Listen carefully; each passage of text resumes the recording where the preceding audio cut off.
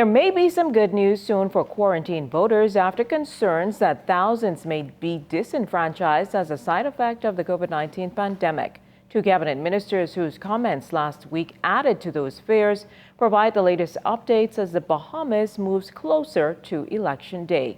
Cleopatra Murphy leads us off tonight.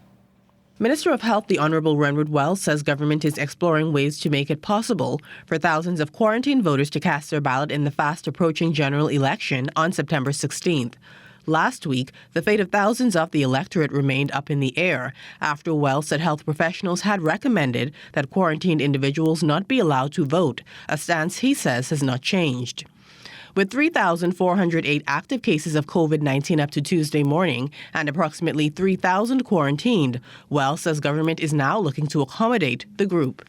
We understand the issues of the constitutionality of folks wanting to exercise their rights, and so a discussion is going to be had on the recommendation because the health professionals did send forward options. I'm not going to speak to those options, but their definitive recommendation to government was that these persons not be allowed to vote.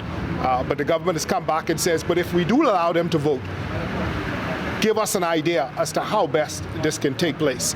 The law, interestingly enough, the Parliamentary Act, I believe, allows for the creation of a space or a place for those infirmed.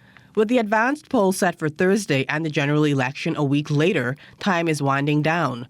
Wells explains when the public will be made aware of government's plans. We are an extremely creative, diligent people, and once we have made up our minds about something, it's not impossible for us to be able to prosecute that decision-making very, very quickly. So when that is done, I'm sure whichever decision is going to be communicated to the general public, and then we'll be able to move forward.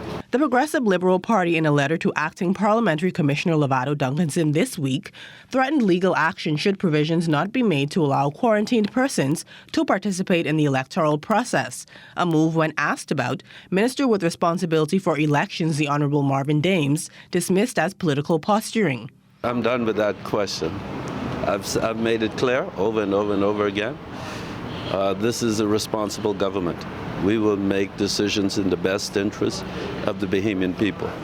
As we were saying from the beginning, that every voting Bahamian will have the right to exercise their constitutional rights. And that is one of the reasons why we would have made amendments to the legislation to ensure that that happened and that it happens in a very responsible way. Wells says when a final decision has been made, there will be an announcement. Cleopatra Murphy, ZNS Network News. Forums, Facebook, Instagram, and Twitter for breaking news, live event coverage, web exclusives, and much more.